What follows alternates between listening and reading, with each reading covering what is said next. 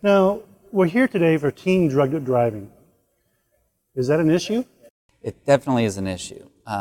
We don't have a good handle yet on exactly how big an issue, but there's certainly enough evidence to say that there are teens driving impaired by drugs.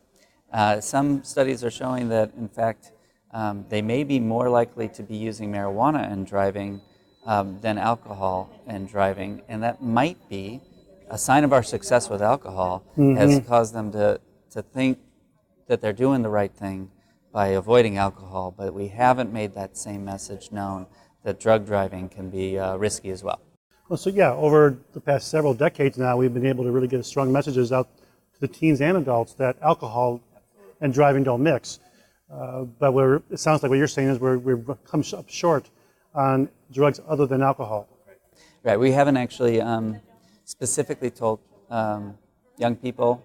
I shouldn't say we haven't. There has been messaging. It's usually been sort of an add-on, don't drink and drive, and you shouldn't do other stuff too. But to be really specific about what the risks are, that there is enforcement out there that is targeting drug driving, and that it can cause crashes as well. You mentioned there earlier a moment ago about marijuana and it not being seen as a concern by some.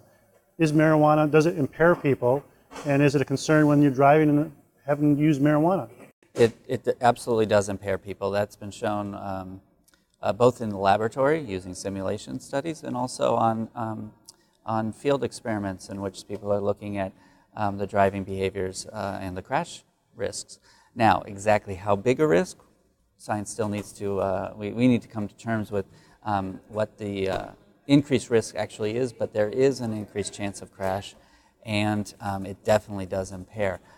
Now, about whether or not young people believe that or know that, it has also been shown recently that about as many marijuana-using drivers believe that it helps their driving as believe it hurts their driving. And that's actually something you would have heard a long time ago with alcohol as well. So that was the perception back then? Yeah. People would say, no, it relaxes me and I'm fine, I'll have coffee, or I'll do things you can do to avoid the negative parts of alcohol, or just believing that you can hold your liquor was enough to say, I'm going to go ahead and drink and drive. We really have to start moving away from that with marijuana. Yes, it's true that the profile of impairments is different for marijuana than it is for alcohol. There's no question about that. They're right when they say marijuana impaired drivers might actually drive slower. That's true. That doesn't mean they're not impaired. It doesn't mean they won't run a stop sign, but they are driving slower. Yes, not that they're safer, just maybe slower. Well, absolutely. I'd rather them be slower than speeding, right? Well, yes. I mean, but safer than the non-using driver? No. They are impaired and they are more likely to be in a crash. So for today's summit, what's the message for the teens that are here, that are listening, and for the parents that are out there with their teens? Well, the summit isn't going to come up with the slogan for them at this moment. That's going to come in a little bit. There will be a campaign, but what they can see is there's a whole lot of people at the table who are focusing on this issue. They're focusing on it for good reason. It's because it's causing crashes and costing lives.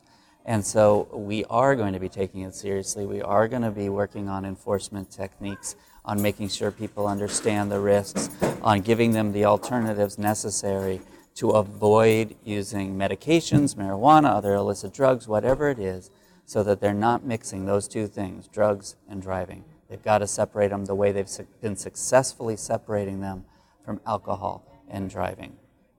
So we're taking it seriously. A lot of people are taking it seriously, and there will be more to come.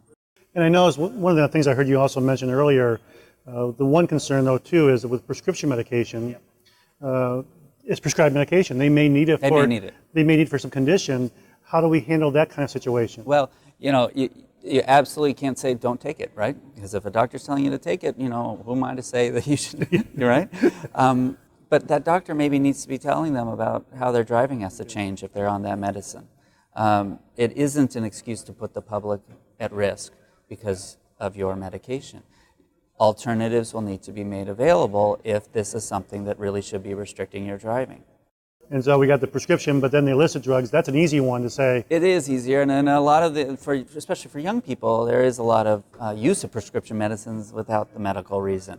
That's something that we need to solve as well. So as that issue has been rising over the years, its interaction with driving is also present. So it sounds like what I'm hearing from you is a big factor right now is to really, again, just like it did many years ago, many decades ago, is start the awareness campaign and really push this to educate the public. Yeah, we got to mobilize all the different resources. There's a lot of players who have to come together to be as successful with drug driving as we have been with drunk driving. We need the enforcement, we need the policies, we need the driver's license restrictions, we need, for alcohol, there's server training, right? So within a bar, they're not supposed to be serving to intoxication. Well, we may need to be getting the doctors involved and doctor training on making sure that when they are prescribing a medicine that's impairing, they're properly informing their patients about its effects. We heard from the FDA about the labeling process, which is critically important. But at the same time, we also heard them say, you're not required to read it as a patient. But the doctor really could be doing something to make sure you understand it. So getting all the players working together on this is what's going to actually move the needle.